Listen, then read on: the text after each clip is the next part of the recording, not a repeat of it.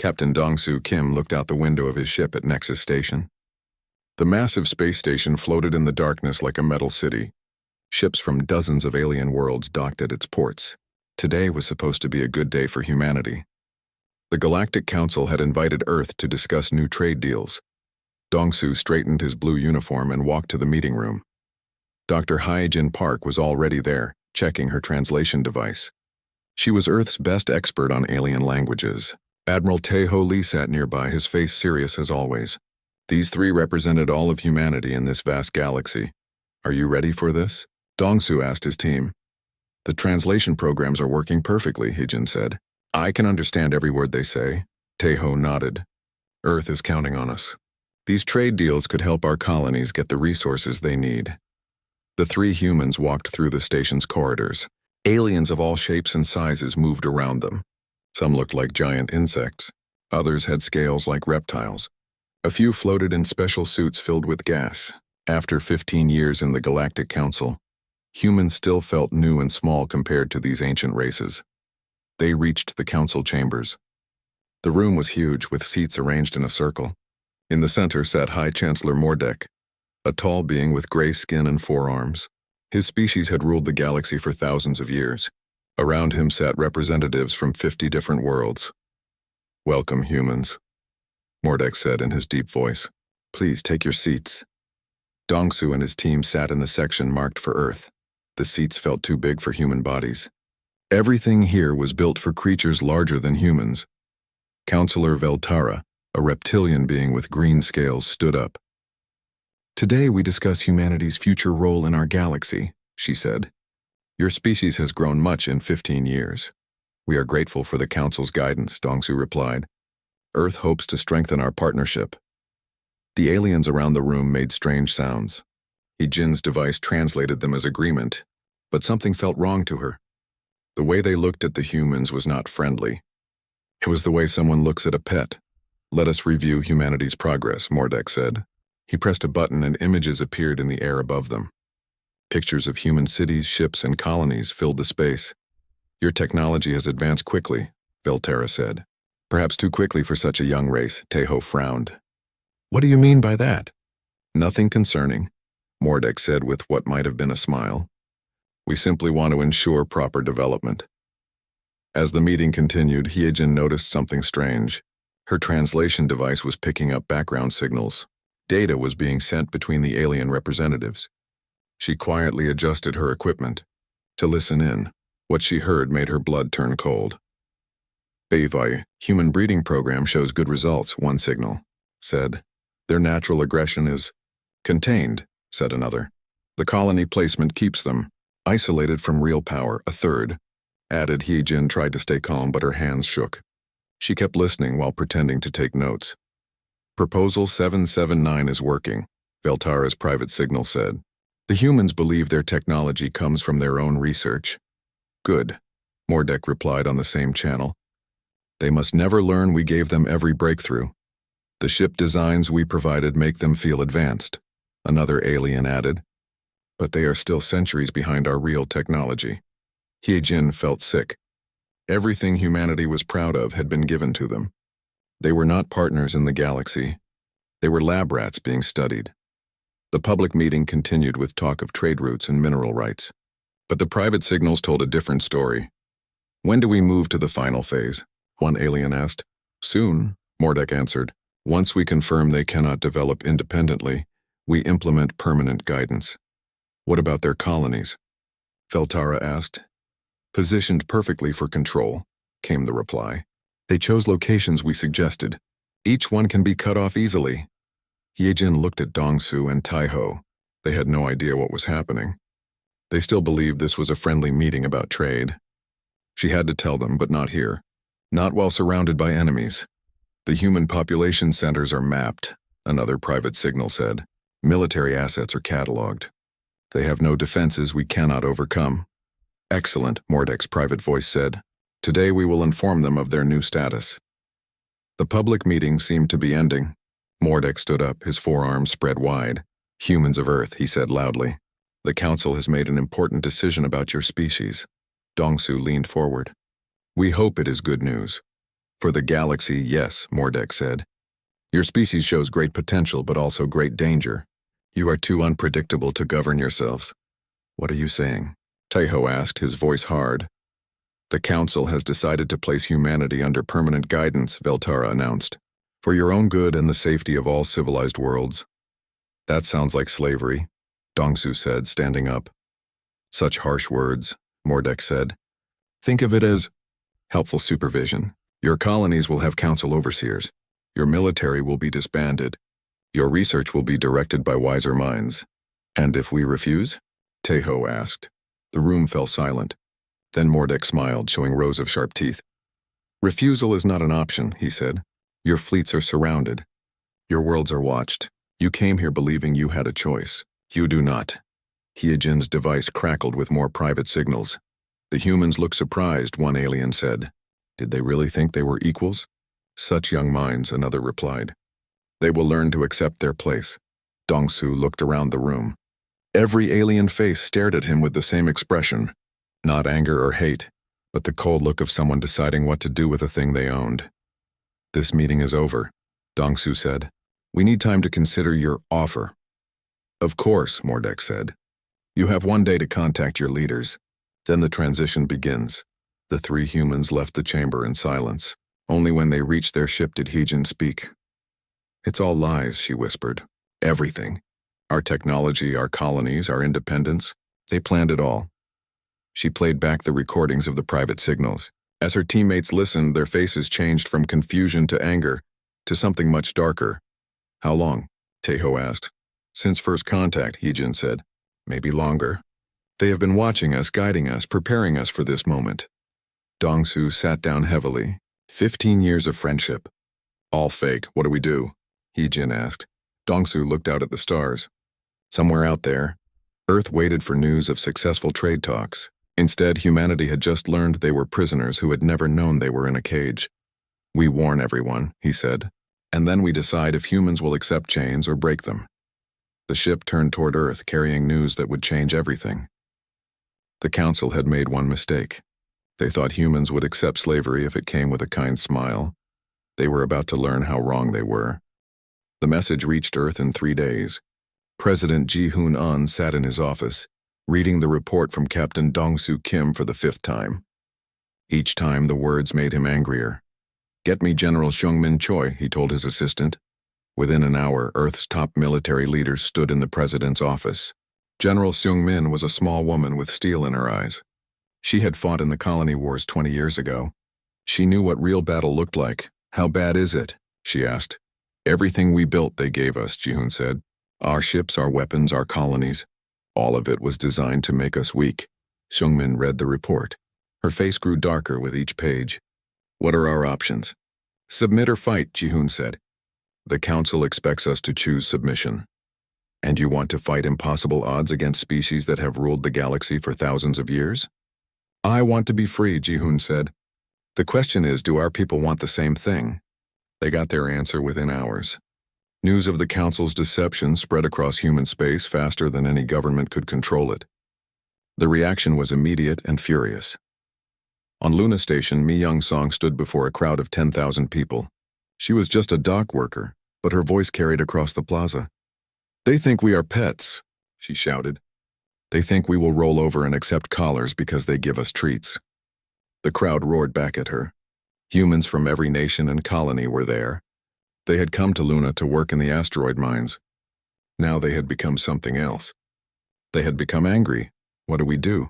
Someone shouted from the crowd. We show them what humans do when someone tries to cage us, Mi Young said. We shut down every trade route. We stop every shipment. We make them understand that humans are not slaves. The crowd moved like a wave.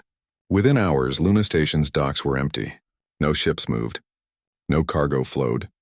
The station that supplied half the inner colonies with food and minerals went silent. On Kepler 442b, young Ho Nam got the news while leading a patrol. He was a colonial marine, one of 500 soldiers protecting the farming colony. The planet was home to 60,000 humans who grew food for a dozen other worlds. Sergeant, his radio crackled. Council ships are approaching. They say they're here to install a new government. Young Ho looked at his men. They were good soldiers, but they had old weapons and no heavy equipment. The Council ships probably carried thousands of troops with advanced armor and energy weapons. "Orders, sir?" one of his men asked. Young-ho thought about his daughter playing in the colony school. He thought about his wife working in the medical center. He thought about the Council aliens thinking they could just take it all away. "Set up roadblocks," he said. "If they want our world, they can come and take it from us."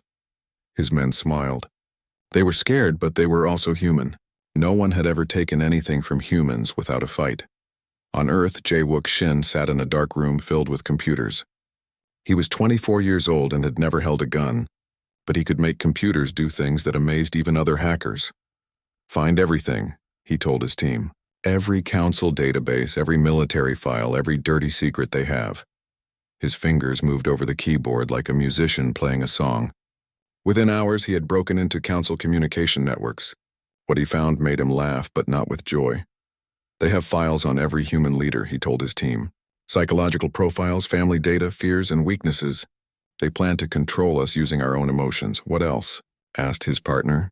"They did this before," Jae-wook said, his voice quiet. 7 other species in the past 1,000 years. Young races that showed promise. All of them are gone now. Gone how? Peaceful extinction, they call it. Guided into decline, bred into docility, slowly faded away until only a few remained in Council zoos. The room fell silent. Then Jae-wook smiled, and this time it was not a nice smile. "Send everything to every news network in human space," he said, "and make sure our people know what happened to the others." On distant colony worlds, humans read the reports and made the same choice. They would not go quietly into the dark. General Seung-min worked 18 hours a day, calling every military base in human space. The Council had made one mistake in their planning. They thought human military leaders would follow orders from politicians who told them to surrender. "Status report," she asked Admiral Kyung-ho Bae. "The fleet is ready," he said. "Hidden shipyards have been building in secret for 5 years. We have 300 ships the Council doesn't know about." "Why were we building in secret?" "You told us to," Kyung-ho said. "After the border incident. You said we might need ships that didn't officially exist," Seung-min remembered. A pirate attack on a mining station had killed 3,000 humans. The Council had done nothing, saying it was an internal human matter. That day she had decided that humanity might need to defend itself someday. "Are they good ships?" she asked. "Better than anything in the official fleet," Kyung-ho said. "We used stolen Council technology and improved it. Faster engines, better shields, weapons that can punch through their armor." "How much better?" Kyung-ho smiled. "Our pilots have been testing them for 2 years. In war games, one of our ships can beat 3 Council vessels. War games are not real battle." "No," Kyung-ho agreed. "But our people are angry now. That makes them dangerous." The first Council enforcement fleet arrived at Luna Station expecting easy compliance. They found something else entirely. "This is Commander Velthek of the Council fleet," came the radio message. "Prepare for inspection and new government installation." "This is Mi Young-song of the Luna Station Workers' Council," came the reply. "You are not welcome here. You will comply or face consequences. Come and make us." The Council ships moved toward the station. They expected the humans to panic and surrender. Instead, they found the station's defenses powered up and targeting systems locked onto their ships. "They have military-grade weapons," Veltek's tactical officer reported. "That should not be possible." "It is only a mining station," Veltek said. "How dangerous can it be?" The answer came in the form of converted mining lasers that could cut through asteroid rock. Council ship armor was tough, but it was not tougher than solid stone. The first Council ship exploded in a ball of fire. The others pulled back, confused and angry. "Impossible," Veltek said. "They are just humans." Reports came in from other worlds. Colony after colony was refusing Council authority. Some fought with military weapons. Others used farming equipment and mining tools. A few simply disappeared into the wilderness, taking their knowledge and skills with them.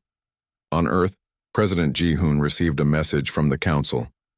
"Submit immediately or face total war," it said. "Your resistance is pointless. You cannot win against the combined might of 50 civilized worlds." Ji-hoon looked at the message and smiled. It was not a happy smile. "Send a reply," he told his assistant. "What should it say?" "Tell them that humans have a saying. You can have peace or you can have slavery, but you cannot have both." War correspondent Sun Hee-yoon was on a transport ship heading to the outer colonies when the news came through. The council had issued an ultimatum. Humanity had 24 hours to surrender completely or face what they called pacification. "What does that mean?" asked the ship's captain. Sun Hee checked her files on the 7 other species that had faced council guidance. "It means they will bomb our cities, destroy our fleets and kill anyone who resists," she said. "Then they will take the survivors and slowly breed the fight out of them over generations." "And if we fight?" "Then we probably die," Sun Hee said. "But we die as humans, not as pets." The captain nodded. "Better to die standing than live on your knees." Across human space, the same conversation was happening on every world, every station, every ship. The choice was simple and terrible. Accept slavery or fight impossible odds, humanity made its choice. They would fight. The council had expected fear and submission. They had planned for political negotiation and economic pressure. They had prepared for everything except the one thing humans did best. They had not prepared for fury. As the deadline approached, human fleets moved toward battle positions. Colonial militias prepared their defenses. Civilians took up arms. Children were evacuated to hidden shelters. The galaxy was about to learn what happened when you tried to cage a species that valued freedom more than life. The council called it pacification. Humans called it war. Both sides were about to discover which name was correct. The first council fleet arrived at New Seoul Colony expecting to find frightened farmers. Instead, they found Commander Hyun-woo Kang waiting for them with a smile that made his men nervous. "Sir," his lieutenant said, "they have 40 ships. We have 12. 40 slow ships," Hyun-woo corrected, "with crews that have never fought humans." The colony sat on a green world with 2 moons. 100,000 humans lived there, growing food and manufacturing basic goods. It should have been an easy target. The council ships moved into orbit ready to demand surrender. "Attention, colony," came the transmission. "This is Fleet Commander Zarkon. You will surrender immediately or face bombardment." Hyun-woo picked up the radio. "This is Commander Kang. You will leave immediately or face consequences." Alien laughter came through the speaker. "Human, you have no fleet. You have no weapons. Surrender now and your deaths will be quick." "Interesting," Hyun-woo said. "Eunji, are you ready?" Down in the colony's engineering center, Eunji Lim put her hand on a big red button. She had been a construction engineer before the war started 3 days ago. Now she was something new. "All civilians are in the shelters," she reported. "Defenses are online." "What defenses?" Zarkon demanded. "We detect no military installations." That was when the ground opened up. Hidden panels slid back across the colony, revealing weapons that had not existed a week ago. Mining equipment rebuilt as missile launchers. Construction vehicles converted to mobile guns. Even the farming robots now carried weapons. "How is this possible?" Zarkon's tactical officer asked. "Humans," was all the commander could say. The first wave of missiles rose from the colony like angry birds. They were not military missiles. They were mining charges meant to break apart asteroids. But they worked just fine on spacecraft. 3 council ships exploded before they could react. The others scattered, trying to figure out what was happening. "Return fire," Zarkon ordered. "Destroy the weapon sites." Energy beams lanced down from the ships, targeting the missile launchers. But the weapons were already moving. Mobile platforms raced across the landscape, firing and relocating before the council ships could target them. "They are using civilian vehicles," the tactical officer reported. "Construction equipment with weapons mounted on them." Impossible. Civilians cannot fight trained soldiers. But the humans were not fighting like soldiers. They were fighting like humans. Every farmer knew how to operate heavy machinery. Every construction worker understood tactics for moving equipment quickly. Every engineer could jury-rig weapons from mining tools. Young pilot Woo Jin Park launched his fighter from a hidden base in the mountains. His ship looked like a standard human design, but it had been rebuilt with stolen council technology. More importantly, it had been improved with human creativity. "Fox leader to all fighters," he said into his radio. "Let's show them how humans fly." 12 human fighters rose from hidden caves and valleys. The council fleet had 80 fighters of their own, all bigger and more heavily armed. But the council pilots had never fought humans before. Woo Jin's fighter screamed toward the enemy formation at impossible speed. Council pilots tried to target him, but he was moving too fast and turning too sharp. Human ships were smaller and lighter than alien designs. They could do things that should have torn them apart. How are they pulling those maneuvers? A council pilot asked. Their ships should break apart under that stress, another added. Maybe their ships are stronger than we thought, the squadron leader said. They were wrong. Human ships were not stronger. They were smarter. Human engineers had built them to be repaired quickly in battle. If something broke, the pilot could fix it with spare parts and determination. Wu Jin rolled his fighter between two enemy ships and fired his guns. The weapons were not as powerful as Council energy cannons, but they fired faster and had better targeting. Two alien fighters exploded. Impossible, the Council squadron leader said. Those were experienced pilots. Experienced fighting what? Wu Jin asked over the radio. Have you ever fought someone who has nothing to lose? The space battle raged for 2 hours. Human fighters swarmed around the larger Council ships like angry wasps. They could not match the aliens in raw firepower, but they made up for it in speed and fury. On the ground, Yunji was coordinating the defense from her engineering center. The room was full of civilians who had become soldiers overnight. Farmers operated missile launchers. Factory workers commanded automated guns. Children too young to fight carried ammunition and messages. Council dropships incoming, someone reported. They're landing troops. How many? Yunji asked. 2,000 soldiers. Full battle armor and energy weapons. Yunji looked at her defenders. Most of them had never held a gun before this week. But they were protecting their homes and families. Remember, she said into her radio, we know this ground. They don't use that. The Council soldiers expected to face a trained military force. Instead, they found something much worse. They found people fighting for everything they loved. The aliens had better weapons and armor, but they did not know the colony layout. Human defenders led them into traps. Construction equipment became weapons. Hidden tunnels allowed quick movement. Even the farm animals had been weaponized. Livestock stampeded through alien formations. Council squad leader Moravec was a veteran of dozens of campaigns. He had never seen anything like this. They are using farming equipment against us, he reported to his commander. Just farming equipment? Modified farming equipment?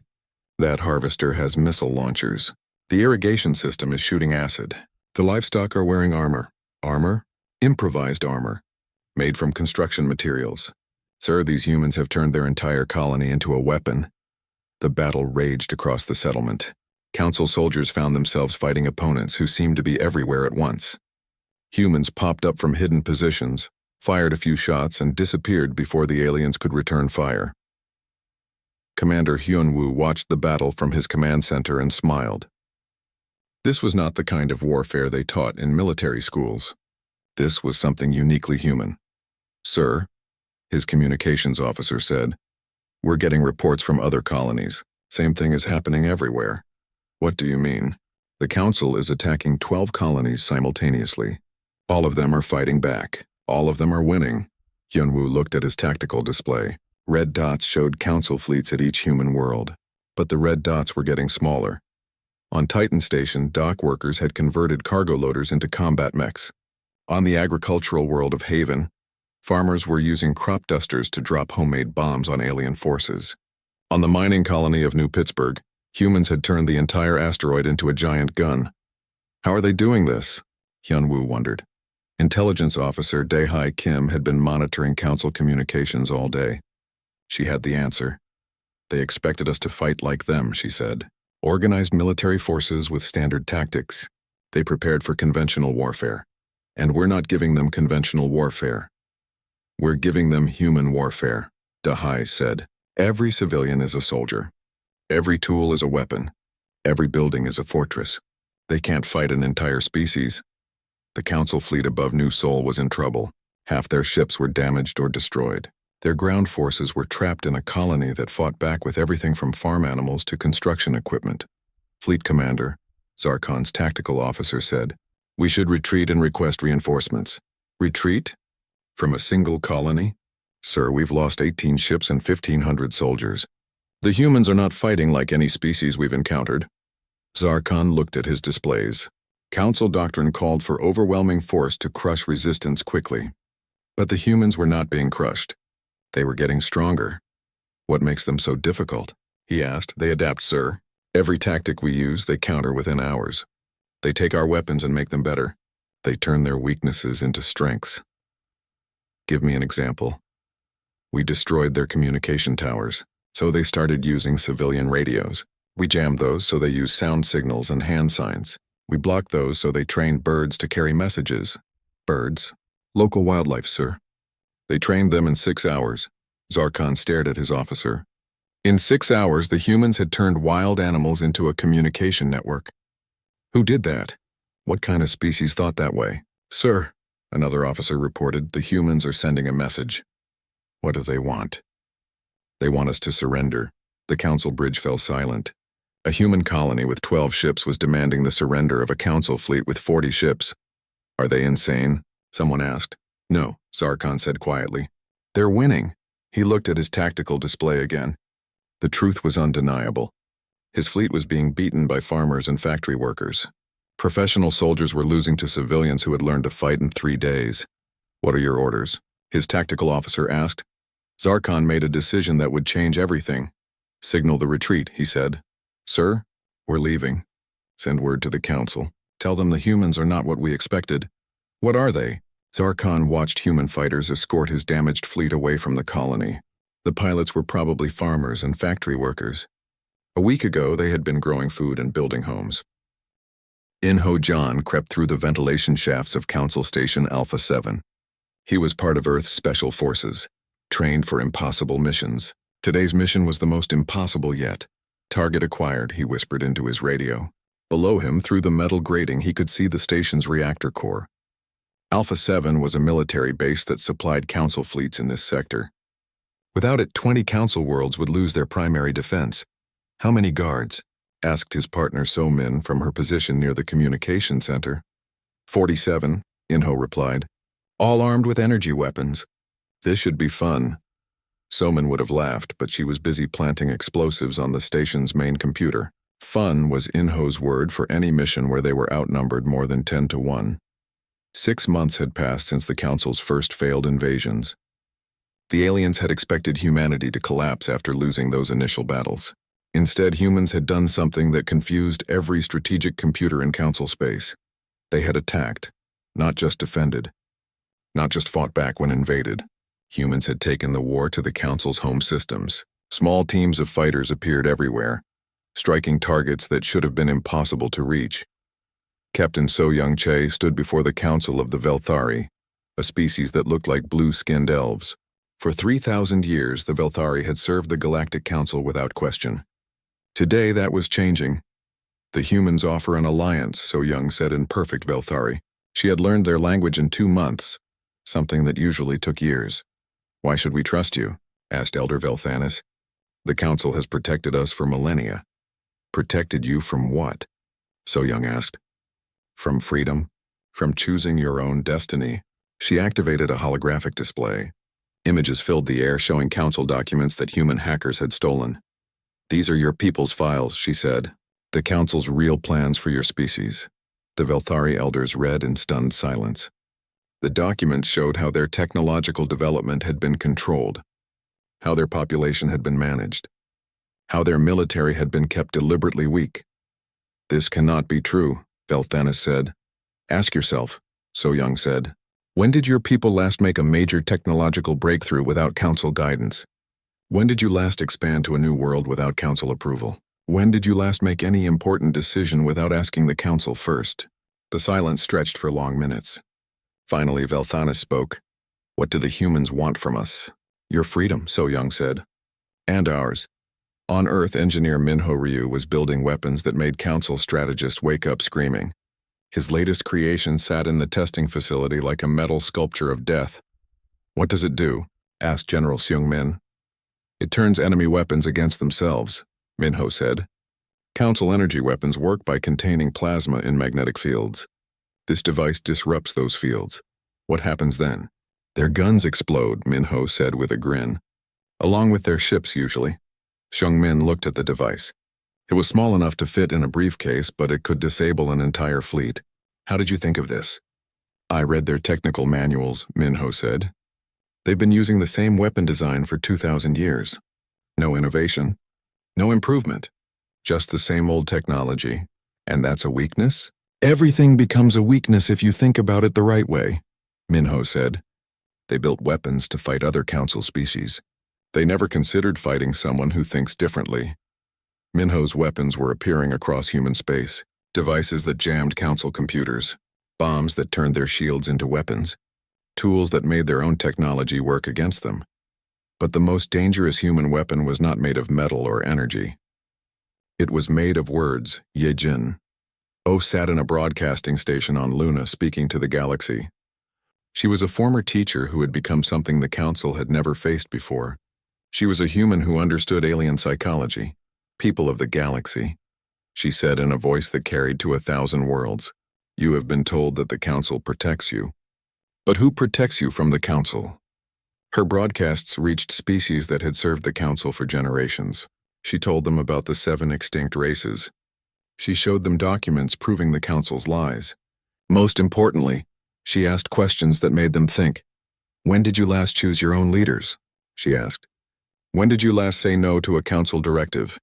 When did you last feel truly free?" Across the galaxy, species that had been loyal for centuries began to ask the same questions. Rebellions started on 12 worlds. Council response fleets found themselves fighting not just humans, but their own former allies. Fleet Commander Chang Wu-han led humanity's main battle fleet toward the Council core systems. His ships were outnumbered 50-1, but they had advantages no Council strategist understood. "Sir," his tactical officer reported, "Council fleet approaching. 500 ships. How many of ours?" 37. Chang Wu smiled. Those odds would have terrified any sane commander. But Chang Wu was human, and humans had stopped worrying about fair fights. "Are our allies in position?" he asked. "Yes, sir. Felthari ships on our left flank. Zephyrian fighters above us. Korthan heavy cruisers below." The galaxy had split in half. Dozens of species had joined the human rebellion. Others remained loyal to the Council. But now, for the first time in galactic history, the Council faced enemies who fought like humans. "Open a channel to the Council fleet," Chang Wu ordered. "This is Council Fleet Admiral Morketh," came the reply. "Surrender immediately or be destroyed." "This is Commander Chang Wu-han of the Free Galaxy Alliance," he replied. "You have terrorized this galaxy for too long. Today it ends. You cannot win, human. We have more ships, better weapons, superior training. You know what you don't have?" Chang Wu asked. "What?" "The will to die for freedom," Chang Wu said. "And that makes all the difference." The battle began with the Council fleet confident of victory. They had overwhelming numbers and advanced technology. What they did not have was experience fighting desperate beings who refused to lose. Human ships attacked with reckless courage that amazed their alien allies. When their weapons failed, they rammed enemy vessels. When their ships were crippled, they used them as bombs. When they were outnumbered, they attacked anyway. But it was not just courage that won the battle. It was intelligence. "Sir," the Council tactical officer called out. "Our weapons are malfunctioning." "How is that possible?" "Unknown devices are disrupting our plasma containment. Our own weapons are exploding." Minho's inventions were working perfectly. Council ships began destroying themselves as their weapons turned against them. "Sir, our communications are being jammed." "By what?" "Human broadcasts, sir. But they're not just jamming our signals. They're broadcasting surrender instructions to our crews." Yejin's psychological warfare was having its effect. Council crews, already shaken by equipment failures, began to question orders that seemed to lead only to death. "Sir, 17 ships are requesting permission to surrender." "Denied. All ships will fight to the death." "With respect, sir, why?" "What are we dying for?" Admiral Morketh stared at his communications officer. In 3,000 years of service, no one had ever asked that question. "For the Council. For order. For civilization. What if the humans are right?" the officer asked. "What if we're not protecting civilization? What if we are the threat to it?" The question spread through the Council fleet like a virus. Crews who had never questioned orders began to wonder why they were fighting. Some ships stopped firing. Others turned around and left. A few even joined the human side. The great battle that should have ended the human rebellion became the end of Council power instead. When the survivors limped back to Council space, they carried news that changed everything. The humans had not just won a battle. They had destroyed the idea that the Council was unbeatable. On 100 worlds, species rose in rebellion. Council governors found themselves facing angry populations who demanded freedom. Military units refused orders to suppress their own people. Inho John completed his mission, destroying Alpha 7 station and crippling Council defenses in an entire sector. So Young Che convinced 6 more species to join the rebellion. Minho's weapons spread across the galaxy, making Council technology unreliable. But the most important victory was won by ordinary humans who simply refused to give up. Farmers became soldiers. Workers became engineers. Teachers became warriors. Children learned to fight before they learned to read. The galaxy watched in amazement as humanity transformed from a young species into a force of nature. They did not conquer through superior technology or ancient wisdom. They won through pure human stubbornness. The Council had ruled for 10,000 years. They had conquered species. They had crushed rebellions. They had seemed eternal and unstoppable, but they had never faced humans before.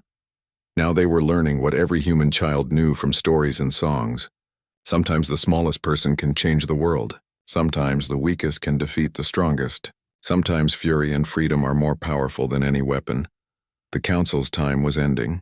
The age of freedom was beginning, and it was all because humans refused to accept that some fights cannot be won. President Ji-Hoon An walked through the halls of what used to be the Council's greatest fortress. Nexus Station floated in space around him, but it was no longer the seat of galactic power. Today it was something new. Today it was free. 2 years had passed since the first Council invasion failed.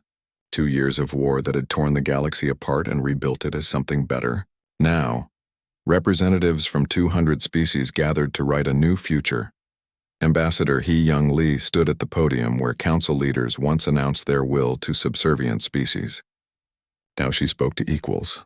We gather not as conquerors, she said, but as liberators, not to impose our will, but to ensure no one can impose their will on others.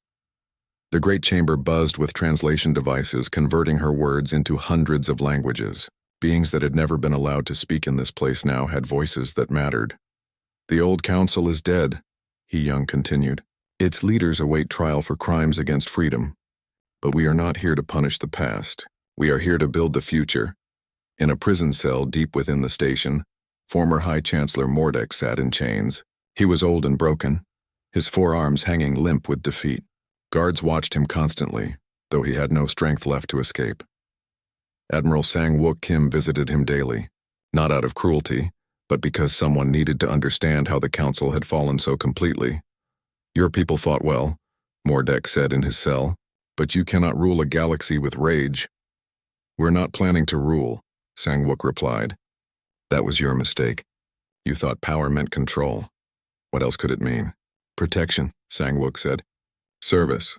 Sacrifice for others instead of demanding sacrifice from them. Mordek laughed bitterly. Noble words. But species are selfish. They need guidance. They need someone to make the hard choices. Maybe, Sang-Wook agreed, but they need someone they choose to make those choices. Not someone who chooses himself. Outside the prison, the galaxy was learning what human-style freedom looked like. It was messy and loud and sometimes chaotic, but it was alive in a way the Council's order had never been. On the former Council world of Vega Prime, elections were being held for the first time in 3,000 years. Species that had been ruled by appointed governors now chose their own leaders. The results amazed everyone. Some worlds chose military leaders, others picked scientists or artists. A few elected committees instead of single rulers. One planet chose a 7-year-old child because she had asked the smartest questions. This is chaos, complained former Governor Velcaris to Bora Seo, the human administrator helping with the transition. This is democracy, Bora replied. It's supposed to be a little crazy. How can anything get done with so many different opinions? The same way humans built ships that beat your fleets, Bora said. By letting people contribute their best ideas instead of forcing them to follow someone else's worst ones. Bora had been a social worker before the war. Now she was helping rebuild galactic civilization. It was harder than fighting, but also more rewarding. The humans had kept their promise. They had not conquered the galaxy. Instead, they had liberated it and stepped back to let others choose their own paths. Some species wanted human help. Others preferred to rebuild alone. All were free to decide for themselves. But freedom came with a price. The galaxy was less organized than it had been under Council rule. Trade routes had to be renegotiated. Defense agreements were more complex. Some worlds made mistakes that cost lives. Do you ever regret it? Asked Velthanis, the Velthari elder who had been one of the first to join the Human Alliance. President Jihoon considered the question. Reports on his desk told of a dozen small conflicts between newly independent species. Pirates raided undefended trade routes. Some worlds were struggling with economic problems. Every day, he said honestly. But then I remember what the alternative was. What? A galaxy of slaves who thought they were free, Jihoon said. A civilization built on lies and maintained by fear. Peace bought with the price of dignity. And you think this chaos is better? I think this chaos is honest, Jihoon said. It's real. When species fight now, they fight for things they believe in. When they cooperate, it's because they choose to. That's worth a few problems. The new galactic government was unlike anything that had existed before. Instead of a ruling council, there was a senate where every species had equal representation. Instead of appointed governors, worlds chose their own leaders. Instead of one military force, there was a volunteer defense alliance. It was inefficient and sometimes argumentative. Debates that once took the council minutes now took the Senate hours. Simple decisions became complex negotiations, but it worked because it was built on a principle the council had never understood. People fought harder for things they chose than things forced upon them. The human military, led by Admiral Sang-wook, had become something unique in galactic history. They were the most powerful force in known space, but they answered to a civilian government that was itself accountable to its people. Why don't you just take control? Asked General Tekmor of the Zephyrians. Your ships could conquer any world in the galaxy. Because that's not who we are, Sang-wook replied. We didn't fight a war for freedom just to become new tyrants. But you could ensure proper order, prevent conflicts, make decisions efficiently. At the cost of what made the fight worthwhile, Sang-wook said. Freedom isn't just about being free from oppression. It's about being free to make your own mistakes. The philosophy spread beyond military matters. Human engineers shared their technology freely instead of controlling it. Human teachers helped other species develop their own educational systems instead of imposing human methods. Human traders competed fairly instead of using their wartime advantages to dominate markets. Some aliens thought humans were naive. Others believed they were playing a longer game. A few understood the truth that was both simpler and more complex. Humans genuinely believed freedom was more important than power. That belief created something unprecedented in galactic history. A civilization based on cooperation instead of domination, an alliance of equals instead of a hierarchy of servants. Not every species joined. Some preferred isolation, others formed their own smaller alliances. A few tried to recreate the old council system on a smaller scale. All were allowed to make their choices. The galaxy is fragmenting, worried Dr. Hai-Jin Park, now serving as Earth's chief diplomatic advisor. The galaxy is diversifying, President Jihoon corrected. For the first time in 10,000 years, species are free to find their own paths. Some of those paths lead to conflict, some lead to wonder, Jihoon said. The Velthari have developed new art forms we never imagined. The Zephyrians are exploring scientific theories the Council forbade. The Korthan are writing music that moves people to tears, and some are building weapons. Yes, Jihoon agreed. Freedom includes the freedom to make bad choices, but it also includes the freedom to change, to grow, to become something better than what you were. On the 5th anniversary of the Council's fall, representatives gathered again at Nexus Station. This time they came not to write a constitution, but to celebrate survival. The galaxy had not fallen apart as Council loyalists predicted. It had not become a paradise as human optimists hoped. It had become something messier and more beautiful than either side imagined. It had become real. Species traded freely with chosen partners. They formed alliances based on shared interests instead of imposed obligations. They explored space not to claim territory, but to satisfy curiosity. They developed technology not to gain advantage, but to solve problems. Wars still happened, but they were smaller and shorter. Pirates still raided, but volunteer defense forces protected each other. Conflicts still arose, but they were resolved through negotiation more often than force. Most importantly, no single group could dominate all the others. The humans had made sure of that by refusing to dominate when they had the chance. Speech, called out delegates from a dozen species. President Ji-hoon, now older and grayer, stood to address the assembly. He looked out at beings from 200 worlds, all free to be there by choice. 5 years ago, he said, humanity learned we were prisoners in a cage we had never seen. Today the cage is broken and the prisoners are free. Applause echoed through the chamber in forms humans were still learning to recognize. Some species clapped. Others hummed.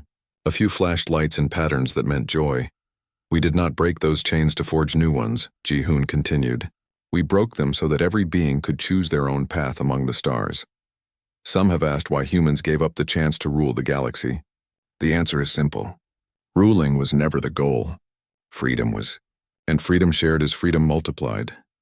The celebration continued for days. Species that had been enemies under council rule now competed in games and contests. Children from different worlds played together despite having completely different biologies. Artists collaborated on works that no single species could have imagined. It was not perfect. It would never be perfect. But it was free, and that made all the difference. In his prison cell, Mordek watched broadcasts of the celebration.